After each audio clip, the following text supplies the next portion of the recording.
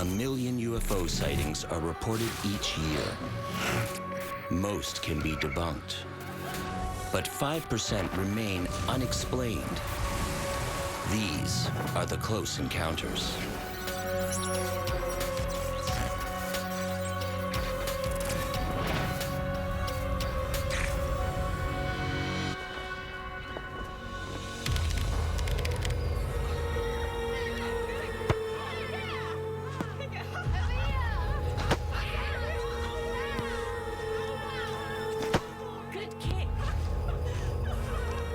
In a suburban schoolyard, 12-year-old Terry Peck and her classmates are trying to improve their soccer skills.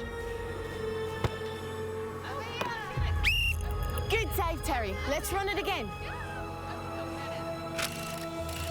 Terry Peck was a student at Westall High School, and on the morning of the 6th of April, she was participating in a physical education class out on the sports ground at the high school.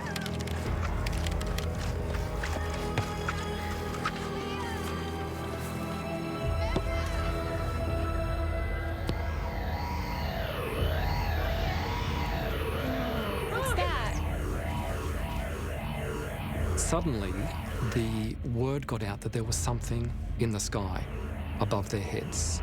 And they looked up and saw this unusually shaped object, an object that they'd never seen before.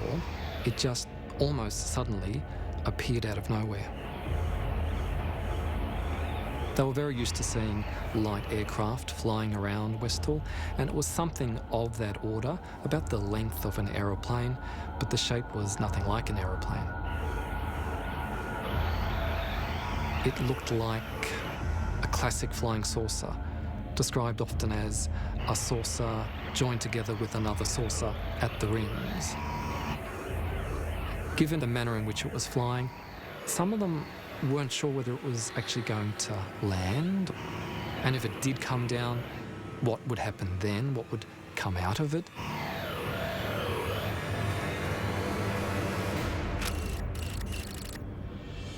The Westall case, I've interviewed a number of the witnesses. It is a very complex case, but there's absolutely no doubt that something occurred there. There were many, many witnesses, possibly over 100 school students and a number of the school teachers, and also members of the general public in the Westall area, all witnessing different parts of this sighting.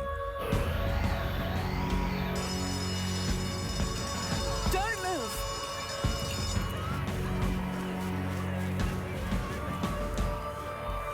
About 5 minutes after the flying saucer is first sighted above the school, the morning recess bell goes. And so then the rest of the school comes out.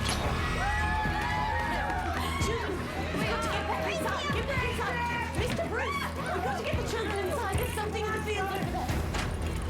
And very quickly the word gets around that there's something strange happening out on the sports ground.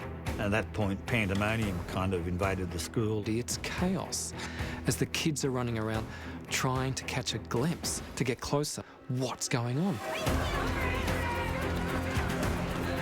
One of the students comes out by the name of Victor, and Victor sees all of these kids hanging off the western boundary fence.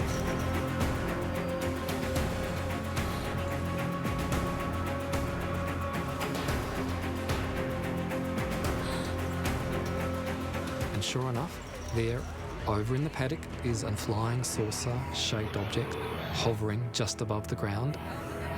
Everybody, back from the fence! There's a teacher there, and the teacher's crying out to the kids, "Don't go over the fence. Come back, stay where you are." Back from the fence! And Victor says to himself, well, bugger that.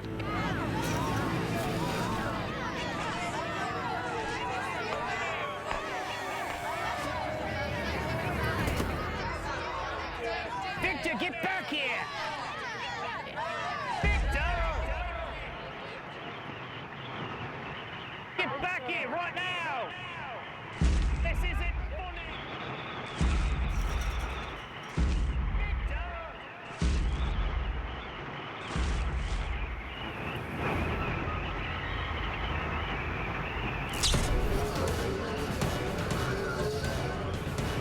There was a real element of danger. What's going to happen next?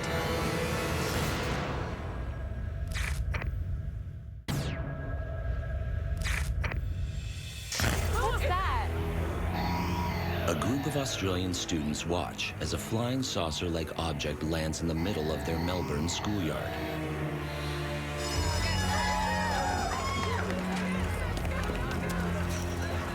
And one student dares to take a closer look.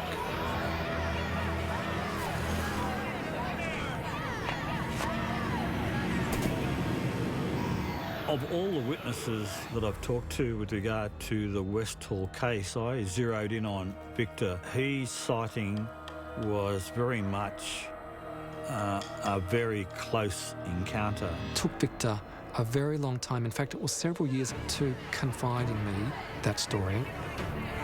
Victor, get back here! Victor, get back here right now! He can still see and hear all of the kids amassed on the fence and can still hear the voice of the teacher crying out to him to come away, to keep back, to come back into the school. But he stays put and walks up closer.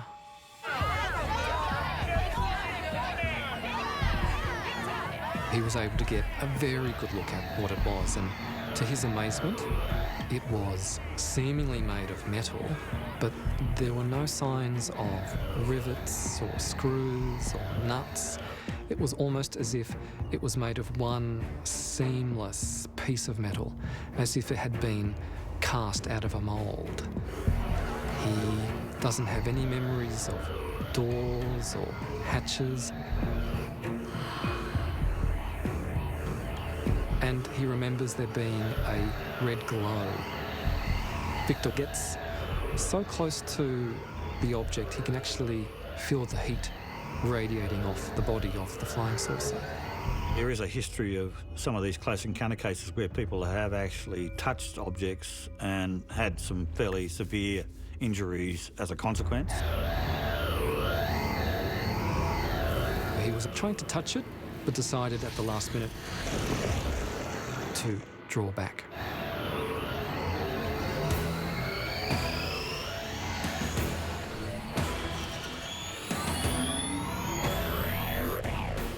He described it as rising up rapidly and then stopping at a low altitude.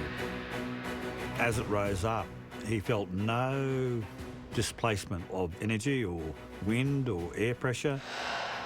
Victor doesn't remember any sound of any substance at all coming from the flying saucer. It was virtually, if not completely, silent. Several meters away, Terry Peck is still watching. Terry remembers very clearly that at some point the flying saucer moves away from the school and down to the grove of pine trees. The object appears to be headed for a wooded area at the edge of the school grounds, known as the Grange. All these students go straight to the Grange.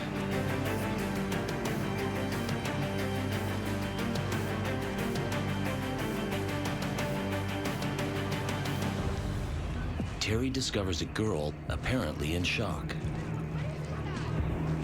It was as if she had fainted and was just recovering. What happened? I don't know. Terry tried to find out what on earth she'd seen. We don't know exactly what happened to this student after that. It was reported that she was so badly affected by what she had experienced that when ambulance was called for her,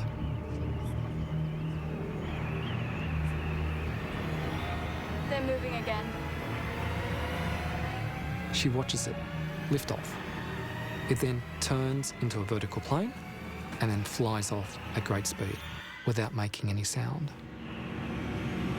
There are people who suggest that because a large number of the witnesses were children, we can't necessarily believe what they say they saw, and I don't necessarily prescribe to that. In this case, the children's evidence is very compelling because there's such a high degree of consistency. Certainly, most of the witnesses were school students, but also teachers and local residents and workers. And the real crux to this was that it was not at night, it was in broad daylight. There can be no doubt that they saw something, and really the debate comes down to what did they see? What is it that occurred at Westall? I don't know. Was it a bona fide alien UFO event, or was it some sort of clandestine military intelligence operation? It certainly behaved in ways that were way beyond our contemporary technology. If it was operating by us in some sort of secret experiment back in 1966, where is that technology now? Terry and Victor, like dozens of other witnesses, will remember the sighting for the rest of their lives.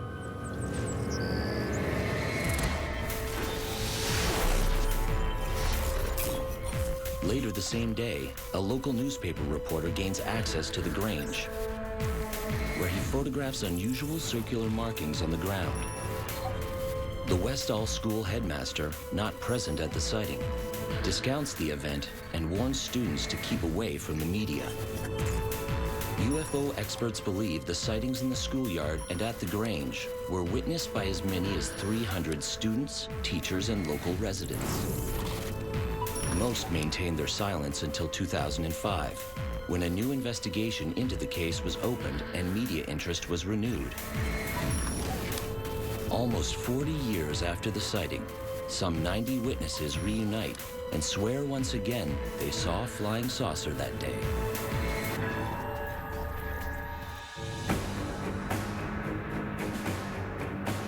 Was getting closer to him. An airplane can't slow down that rapidly.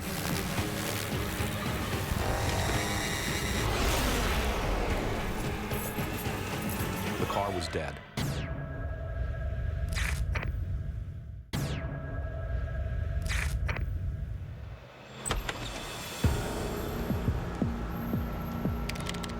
Your shift over, John?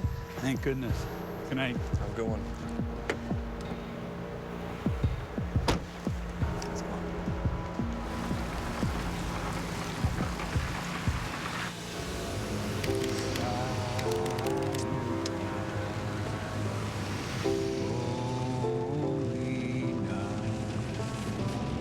After a long shift at the psychiatric hospital, nurse attendant John Hudson finally heads home.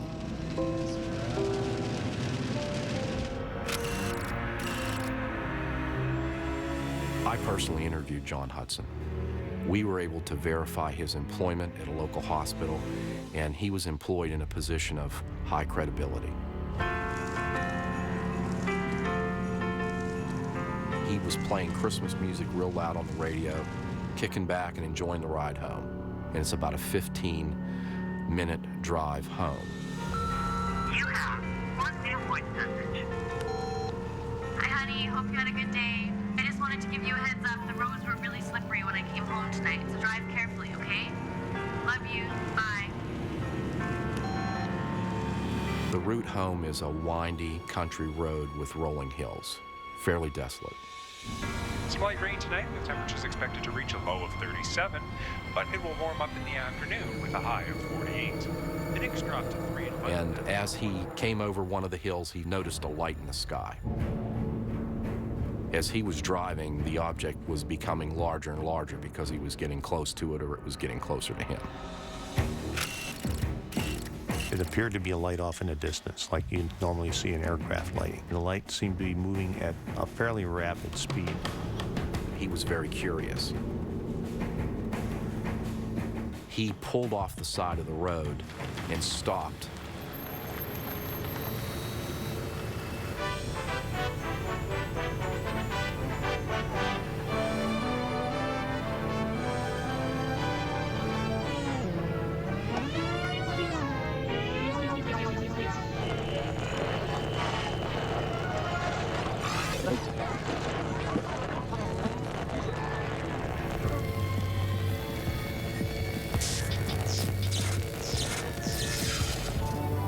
As the object moves closer to Hudson's car,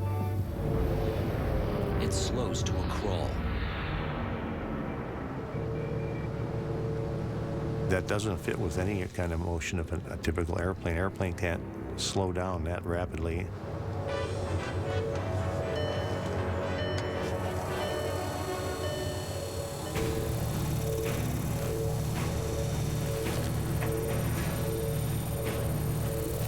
approximately 200 feet in size, cigar-shaped. At the bottom of whatever this was, it was long, rectangular, almost like a fan blade.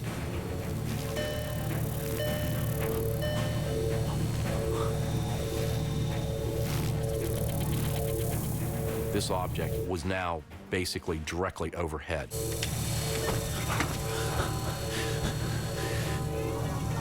And I think at that point, he went from a state of curiosity to evolving into a state of fear. John doesn't think he's dealing with something that has come of this earth.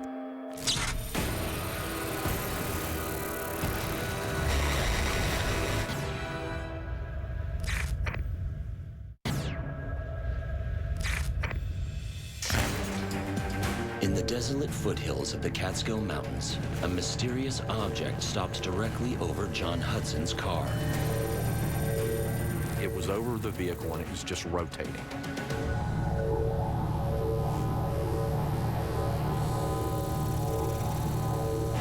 The craft releases an unusual beam of light that to Hudson looks like a solid tube.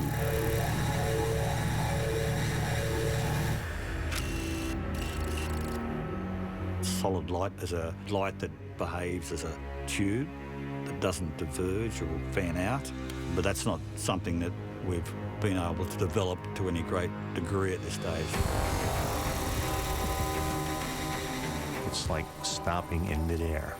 In natural laws of physics, we can't stop light in the midair. To stop light physically is literally impossible. The closest approximation would be a laser light that doesn't diverge. We're a long way off trying to emulate that effect.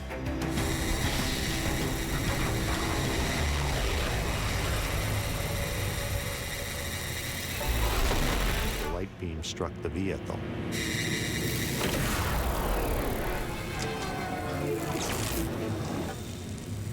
Solid light beam cases seem to involve interacting with our own light systems as well and affecting those in quite unusual ways. The headlights in the car went out. The dashboard lights went out. The music that he was listening to in the car went out. The car was dead. There was no electrical flow in anything in the vehicle.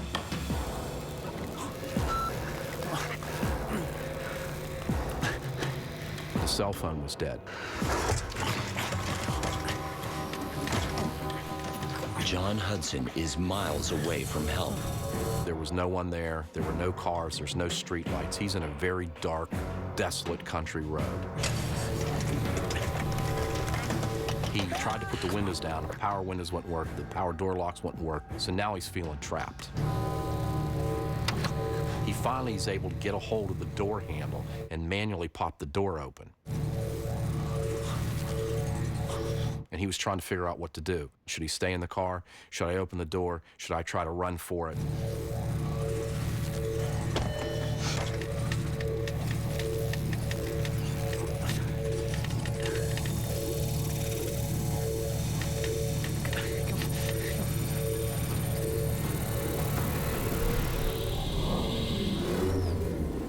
The strange tube of light suddenly pulls back.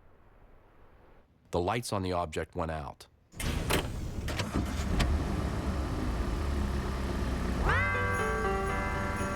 Everything in the car came back on. I asked him, did it take off or did the lights go out? He said he didn't know. And John Hudson doesn't wait around to find out. He pushed the gas pedal to the floor and got out of there as fast as he can.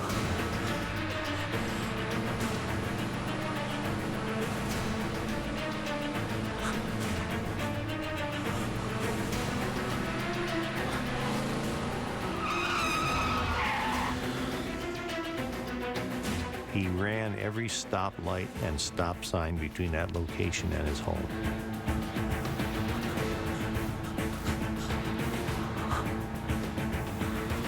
He was scared to death, and he almost wrecked the car. John was a medical professional. Most hospital individuals pay attention to details. Well, we have a situation here where somebody's describing something that happened to him, and I don't for one moment think anything John said is untrue.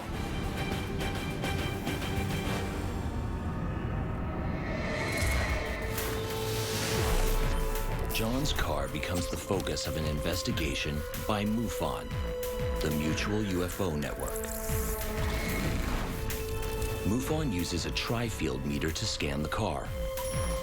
They report that the needle peaks beyond readable scale limits, indicating a very strong magnetic field. Investigators locate an identical vehicle for comparison testing, but none of the same heightened magnetic readings are found. When MUFON returns to inspect John Hudson's car 3 weeks later, they report finding 60% of the magnetic field still present in the vehicle. Investigators interview a New York State trooper who was assigned to patrol the area where the incident occurred. The officer acknowledges hearing radio traffic about strange lights in the sky, but these are later determined to be a hot air balloon. No other witnesses ever come forward to corroborate John Hudson's claim of a close encounter.